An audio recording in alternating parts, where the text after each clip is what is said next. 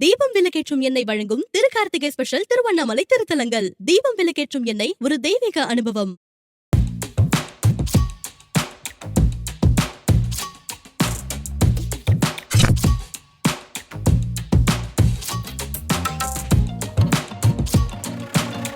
மன்னர்களால கூட சாதிக்க முடியாத அந்த மாபெரும் காரியத்தை அந்த அம்மா சாதிச்சு கொடுத்துருக்காங்க. அதனாலதான் இன்னைக்கும் அந்த கோபுரத்துக்கு வந்து அம்மணி அம்மாள் கோபுரம்னு பேரு.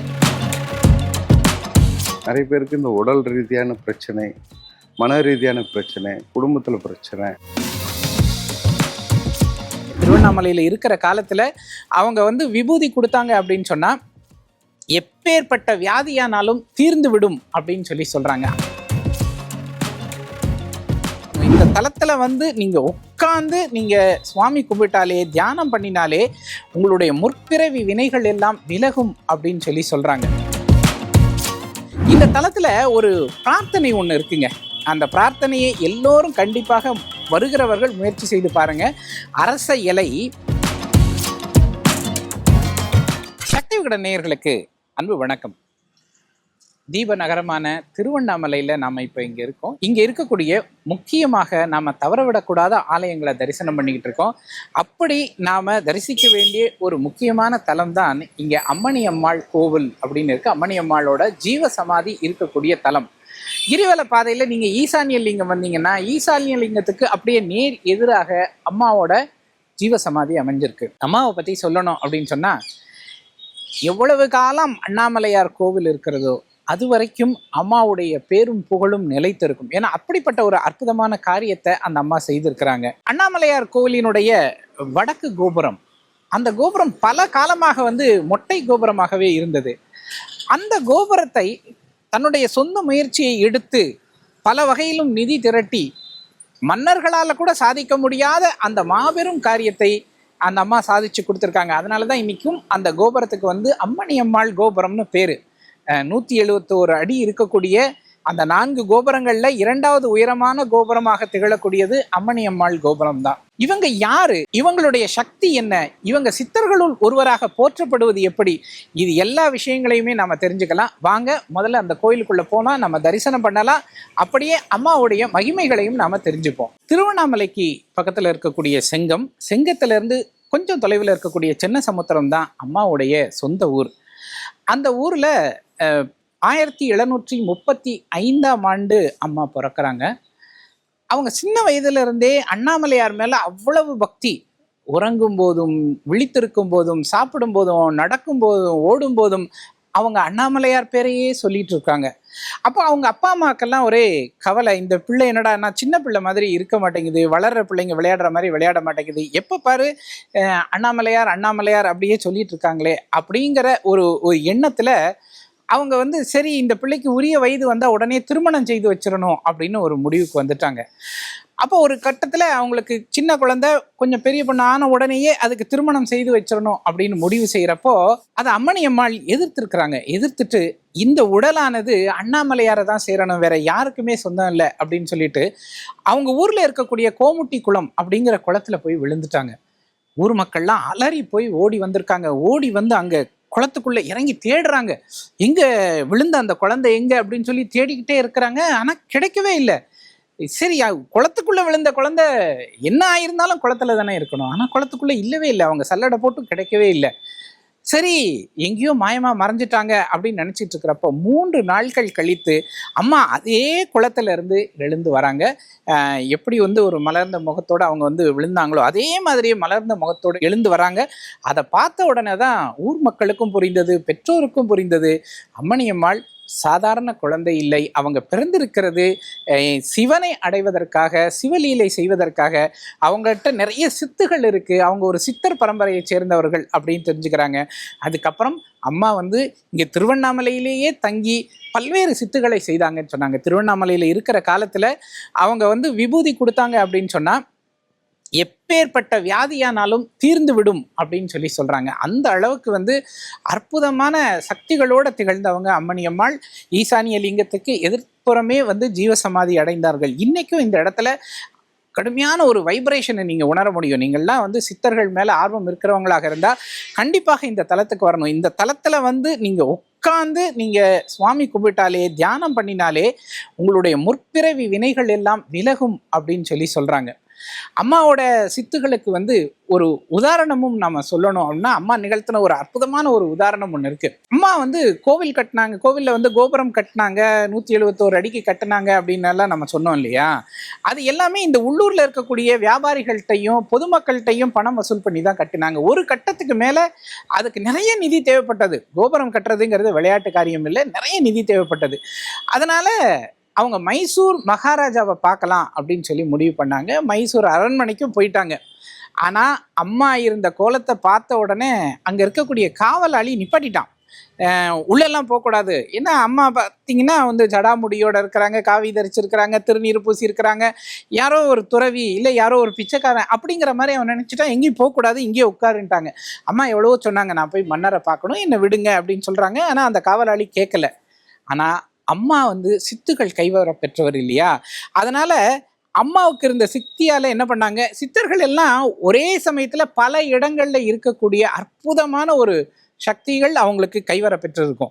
அதனால அம்மா இங்க இருக்கிறாங்க. அம்மா இன்னொரு உருவம் எடுத்து நேரடியா மன்னர் முன்னாடியே போய் தோன்றிட்டாங்க. மன்னரினுடைய பாதுகாப்பான அந்த இடத்துக்குள்ள யாருமே அவர் அனுமதி இல்லாம வர முடியாது. ஆனா ஒரு அம்மா இப்படி வராங்களேன்னு பார்த்த உடனே மன்னர் அப்படியே மிரண்டு போயிட்டார். யாரு நீங்க, எப்படி உள்ள வந்தீங்க அப்படின்னு அந்த அம்மாவை கேட்கிறப்போ அந்த அம்மா சொன்னாங்க, என்னுடைய பேர் அம்மணி அம்மாள்னு பேரு, நான் திருவண்ணாமலையிலிருந்து வரேன் அப்படின்னு தான் வந்த காரியத்தையும் சொல்றாங்க. சரி, நீங்க எப்படி உள்ள வந்தீங்க, எப்படி உங்களை உள்ள விட்டாங்க அப்படின்னு. இல்ல என்னை உள்ளெல்லாம் விடல, காவலாளி என்னை வெளியில தான் தடுத்து வச்சிருக்கான், அவன் அங்கதான் நான் இருக்கேன்னு நினைச்சுக்கிட்டு இருக்கான், ஆனா நான் இங்கேயும் இருப்பேன் அங்கேயும் இருப்பேன்னு சொல்லியிருக்காங்க. மன்னருக்கு நம்பிக்கை வரல, இந்த அம்மா ஏதோ பொய் சொல்லி ஏமாத்துறாங்க நினைச்சிட்டு காவலாளியை கூட்டு விட்டா. காவலாளி வந்து பார்த்தவன் அசந்து போயிட்டான். அம்மா, உங்களை நான் வெளியில நிப்பாட்டி வச்சிருந்தேன், எப்படி நீங்க உள்ள வந்தீங்க அப்படின்னு அந்த அம்மாக்கிட்டையும் கேட்குறான். மன்னர் முன்னாடி நடுங்குறான், ஏதோ தப்பு நடந்து போச்சு, ஏதோ பிரச்சனை அப்படின்னு நடுங்குறான். உடனே மன்னர் சொன்னார், அப்போ அம்மா நீங்க அப்ப இங்கேயும் இருக்கிறீங்க அங்கேயும் இருக்கீங்களா அப்படின்னு. ஆமா அங்கேயும் இருக்கேன்னு உடனே அம்மா, மன்னர், காவலாளி 3 பேரும் வாசலுக்கு வராங்க. வாசலுக்கு வந்து பார்த்தால் வாசல்ல அம்மணி அம்மாள் அமர்ந்திருக்கிறாங்க. அதை பார்த்த உடனே மன்னருக்கு தூக்கி வாரி போட்டது. ஆகா, சாதாரண மனுஷி இல்லை இங்க வந்திருக்கிறதுன்னு புரிஞ்சுக்கிட்டாங்க. திரும்பி பார்த்தா கூட வந்த அந்த அம்மாவை காணோம், அவங்க மாயமா மறைஞ்சிட்டாங்க. அப்போ அற்புதமான தன்னுடைய சித்தியை வெளிப்படுத்தி அந்த அம்மா இன்னைக்கு காரியம் சாதித்தாங்க. பெரும் பொருளோட வந்து தான் என்ன பண்ணாங்க, இந்த கோபுரத்தை எழுப்புனாங்க. சில சமயங்கள்ல கோபுரத்துல பணி செய்யக்கூடிய ஊழியர்களுக்கு கொடுக்கறதுக்கு, கூலி கொடுக்கறதுக்கு கூட பணம் இல்லாமல் இருக்கும். அப்போ இவங்க வெறும் விபூதியை தான் கொடுப்பாங்க. அந்த விபூதியை வாங்கிக்கிட்டாங்கன்னு வச்சுக்கோங்களேன், அது பொற்காசுகளாக மாறும். நீங்க இன்னைக்கு என்ன வேலை பார்த்துருக்கீங்களோ அதுக்கேற்ற அளவுக்கு பொற்காசாக அது மாறும். அந்த கூலியை பெற்றுக்கொண்டு எல்லாரும் வேலை செய்தாங்க. இப்படி பல்வேறு அற்புதங்களை தன்னோட வாழும் காலத்துல நிகழ்த்தின அம்மணி அம்மாள் இன்னைக்கும் தன்னோட ஜீவ சமாதியில் அமர்ந்து அற்புதமாக அற்புதங்கள் செய்கிறாங்க. நீங்க இங்க ஒரு தடவை வந்து தியானம் செய்தீங்கன்னா நீங்க அதை உணர முடியும். இந்த தளத்துல ஒரு பிரார்த்தனை ஒன்று இருக்குங்க. அந்த பிரார்த்தனையை எல்லோரும் கண்டிப்பாக வருகிறவர்கள் முயற்சி செய்து பாருங்க. அரச இலை, அது மேல ஒரு அகல் விளக்கு வைத்து ஒரு தீபம் ஏற்றணும். தீபம் ஏற்றி அம்மணி அம்மாளை வழிபட்டோம் அப்படின்னு சொன்னா நம்ம முன் ஜென்ம வினைகள் எல்லாமே நீங்கும் அப்படிங்கிறது இங்க இருக்கக்கூடிய நம்பிக்கை. வாங்க, இன்னைக்கு நானும் அந்த பிரார்த்தனையை செய்யலான்னு இருக்கேன். வாங்க, அம்மாவை தரிசனம் பண்ணுவோம், அந்த பிரார்த்தனையையும் நாம இன்னைக்கு நிறைவேற்றுவோம். அரச இலை, அது மேலே வந்து ஒரு அகல் விளக்கு. நான் ஏற்றுறது வந்து நெய் விளக்கு. இதில் எண்ணெயும் வந்து நீங்கள் இட்டு ஏற்றலாம். அதில் வந்து திரி இட்டு ஏற்றணும் அப்படிங்கிறது தான் இந்த பூஜையினுடைய சிறப்பு. அப்படி நாம் செய்யும்போது நம்ம அம்மணி அம்மாளை நம்ம மனதார தொழுதுக்கணும். நம்மளுடைய முன் ஜென்ம வினைகள் எல்லாமே நீங்கணும். இன்னைக்கு நம்ம வாழ்க்கையில் ஒரு சிரமம் கஷ்டம் வருது அப்படின்னா அது வந்து நம்மளுடைய முன் ஜென்ம வினையினால தான் வருது. அதனால் அந்த வினை நீங்கணும் அப்படின்னு நாம் வந்து அம்மாளை வந்து மனதார பிரார்த்திக்கணும். இங்கே நீங்கள் அம்மணி அம்மாள் கோவிலுக்கு வந்தீங்கன்னா பக்கத்துலேயும் எதிர்த்தாப்புலையும் அரச மரம் நிறைய இருக்குது. அதனால் இலைகள் கிடைக்கும். நீங்கள் அகலும் எண்ணெயும் மட்டும் கையில் கொண்டு வந்துட்டாலும் சரி, இல்லை எதிர்க்க இருக்கிற கடைகளில் வாங்கினாலும் சரி, அம்மாவுக்கு காட்டிட்டு நீங்கள் என்ன பண்ணிடலாம், அவங்க வந்து வெளியில் வந்து ஒரு இடம் வச்சுருக்காங்க விளக்குகள் ஏற்றி வைக்க, அந்த இடத்துல ஏற்றி வைக்கணும். இங்கே வந்து அங்கே மரம் இருக்குது, மரத்துக்கு கீழே அவங்க விளக்குகள் வைக்கக்கூடிய ஒரு ட்ரே வச்சுருக்காங்க. அந்த இடத்துல நாம் வச்சுட்டா போதுமானது. இங்கே நிறைய காத்தடிக்கும், ஆனாலும் பரவாயில்ல, நீங்கள் அந்த அம்மன் சன்னதியில் லேசாக ஏற்றி வச்சிட்டிங்கன்னா அதுவே போதுமானதாக இருக்கும். இது போல் ஒரு பரிகார பூஜை சக்தி விகடன் வாசகர்களுக்காக வரக்கூடிய கார்த்திகை பௌர்ணமி தினத்தில், அதாவது திருக்கார்த்திகை தினத்தில் இந்த இடத்துல நடைபெற இருக்குது. அதோட சிறப்பு பூஜைகள் எல்லாமே நடைபெற இருக்குது. வேணுங்கிறவங்க அந்த பூஜையில் நீங்கள் என்ன பண்ணிக்கலாம், சங்கல்பம் பண்ணிக்கலாம். உங்களுக்காக இங்கே அரச இலையில் தீபம் ஏற்றி பிரார்த்தனை செய்யக்கூடிய அந்த வைபவம் நடைபெறும். உங்களுடைய பெயர் நட்சத்திரம் குறிப்பிட்டால் போதுமானது. இங்கே திருக்கார்த்திகை அன்னைக்கு அந்த பூஜை சிறப்பாக நடைபெறும். அனைவருக்கும் வணக்கம். நினைத்தாலே முக்தி தருவதும் பஞ்சபூத ஸ்தலங்களில் அக்னிஸ்தலமாக விளங்குவதும் இந்த திருவண்ணாமலை. இந்த திருவண்ணாமலையில் பல மகிமைகள் இருக்குது. இறுதியாக ஒரு பூரண கும்பாபிஷேகம் அம்மணியம்மன் பண்ணதாக ஒரு வரலாறு இருக்குது. கும்பாபிஷேகத்தை முடிச்சுட்டு இறுதியாக அம்மா ஈசானிய லிங்கத்துக்கு எதிர்க்க அம்மணியம்மன் அவங்களுடைய ஜீவசமாதி அமைச்சு அங்கே அம்மா ஜீவசமாதி அடைகிறாங்க.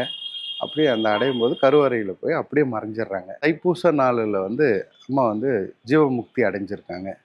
அந்த நாளை நம்ம குரு பூஜையாக வருடத்துக்கு ஒரு முறை தைப்பூசம் அந்த தினத்தில் நம்ம இங்கே குரு பூஜை வெகு விமர்சையாக பண்ணுறோம் நாங்கள். அது ஒரு விஷயம். அதே மாதிரி இன்றைக்கி வரைக்கும் இங்கே ஒரு விஷயம் இருக்குது. திருநீர் நம்ம மக்களுக்கு கொடுப்போம். அந்த திருநீர் பார்த்திங்கன்னா அம்மணியம்மனுக்கு மேலே போட்டு அபிஷேகம் பண்ணி அந்த திருநீர் தான் இங்கேருந்து நம்ம எல்லாருக்கும் கொடுப்போம். அப்படி கொடுக்குற வச்சு பார்த்திங்கன்னா நிறைய பேருக்கு இந்த உடல் ரீதியான பிரச்சனை, மன ரீதியான பிரச்சனை, குடும்பத்தில் பிரச்சனை அப்படின்னு எத்தனையோ பிரச்சனைகளுக்கு, அவங்க வெவ்வேறு பிரச்சனைகளுக்கும் ஒரே தீர்வு அப்படின்ற மாதிரி இந்த திருநீர் மட்டுமே நாம் அவங்களுக்கு கொடுத்து அனுப்புகிறோம். அந்த திருநீரும் அதுக்கேற்ற மாதிரியான சில விஷயங்களையும் இன்றைக்கி அம்மா இருந்து அந்த திருநீரை கொடுத்தா மாதிரி இன்றைக்கும் அம்மா அந்த இடத்துல இருந்து அந்த திருநீரை மக்களுக்காக இன்றைக்கும் சேவை பண்ணிகிட்டு இருக்காங்க.